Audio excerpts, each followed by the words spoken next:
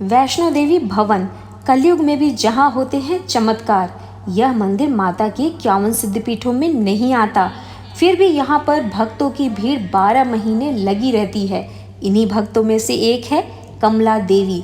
आज हम आपको एक ऐसी कहानी सुनाने वाले हैं जो आपको चौंका देगी।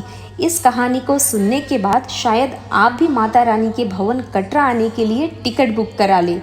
ये कहानी है दिल्ली में रहने वाली कमला देवी की, जिसकी आयु 38 वर्ष है और जो एक कपड़े की शॉप चलाती हैं। उनकी एक बेटी है जो 8वीं कक्षा में पढ़ती है। एक दिन कमला को कोर्ट का नोटिस आता है, जिसमें एक व्यक्ति दावा करता है कि वह दुकान का असली मालिक है और कमला के पास जो दुकान के कागजात हैं वह नकली है। कमला अभी उसी नोटिस को पढ़ रही होती है कि फ़ोन की घंटी बजती है। एक पुलिस वाला फ़ोन पर बोलता है कि आपकी दुकान और दुकान का अकाउंट सील कर दिया गया है। यह सुनकर कमला के पैरों तले जमीन खिसक जाती है। कमला बेचैन हो जाती है, रोने लगती है, ये सोचकर कि अब वह अपनी बच्ची को कैसे पालेगी। उसके कुछ ही देर बाद फ़ोन की घंटी फिर बजती है। इस बार फ़ोन पर उसकी दोस्त माया होती है। माया कहती है कि ट्रेन की टिकट कंफर्म हो गए हैं, कल सुबह 6 बजे की ट्रेन है। कमला उसे कोई रिएक्शन नहीं दे पाती और रोते रोते सारी बात बता देती है। माया उससे कोर्ट में हियरिंग का डेट पूछती है, जो 5 दिन बाद की होती है। यह सुनकर माया कहती है, देख, तेरा साथ देने वाला कोई नहीं है और वैष्णो देवी एक ऐसा भवन है जहाँ सबकी बिगड़ी बनती है। ये सुनकर कमला सोचने लगती है, क्योंकि कमला का सारा कैश दुकान के अंदर ही था। उसके पास पैसे बहुत कम हैं। माया कहती है कि टिकट तो बुक हो गए हैं और वहाँ माता के यहाँ फ्री लंगर चलते हैं, तो खर्च की फिक्र मत कर, बस माता के प्रसाद और साज श्रृंगार का सामान खरीद लेना, अच्छे से दर्शन कर लेना ताकि मुसीबत टल जाए।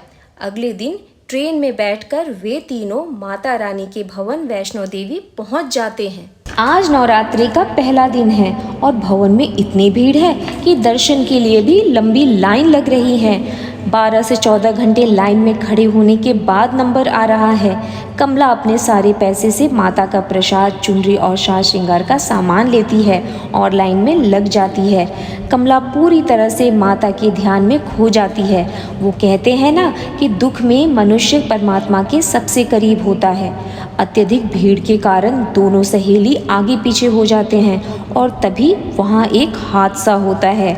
एक बूढ़ी औरत नीचे गिर जाती है और भीड़ में कुचली जाती है।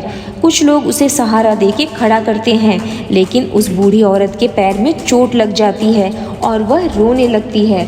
चोट का दर्द इतना होता है कि बूढ़ी औरत से चला भी नहीं जाता, तो वो सबको कहती है कि कोई उसे मदद करे और पालकी तक छोड़ दे, लेकिन कोई भी मदद के लिए आगे नहीं आता, क्योंकि सब लोग सोचते हैं कि अगर इस बूढ़ी की मदद की तो उन्हें लाइन से बाहर निकलना पड़ेगा और फिर यहाँ तक पहुँचने में 7 से 8 घंटे लग जाएंगे। बूढ़ी औरत बहुत तेज रोने लगती है। कमला उस बूढ़ी औरत का दुख नहीं देख पाती और उसे सहारा देते हुए लाइन से बाहर आ जाती है। वह औरत को पालकी में बिठाकर फिर आकर लाइन में लग जाती है। तभी कमला अचानक से रोने लगती है, क्योंकि उसने गलती से माता का साज श्रृंगार और चुनरी उस बूढ़ी औरत के साथ पालकी में ही छोड़ दिया था।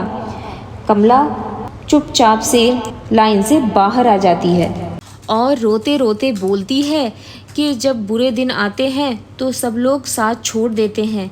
माँ, तूने मेरा साथ छोड़ दिया, दर्शन नहीं देना चाहती मुझे।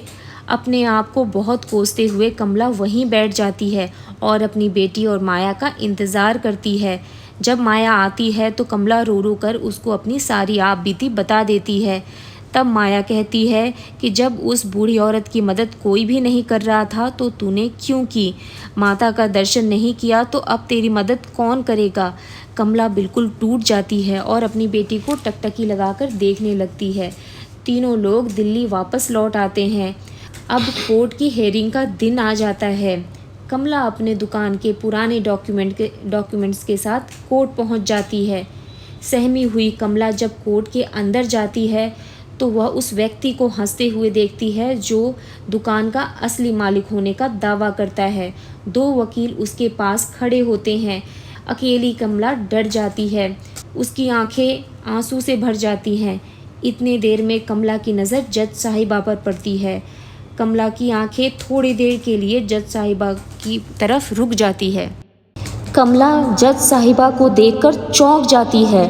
उसकी आंखें जो आंसू से भरी होती हैं उनमें उम्मीद आ जाती है, क्योंकि जज साहिबा कोई और नहीं, वह वही वृद्ध महिला है जिसकी मदद कमला ने वैष्णो देवी में की थी।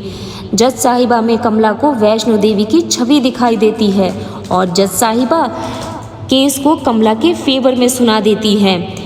कमला के खुशी के आंसू नहीं रुकते। कोर्ट के फैसले के बाद जज साहिबा कमला को अपने कमरे में बुलाती है और पूजा का सामान जो कमला ने वैष्णो देवी के लिए खरीदा था उसे देते हुए कहती है कि बेटी जा, अब माँ तुझे बुला रही है।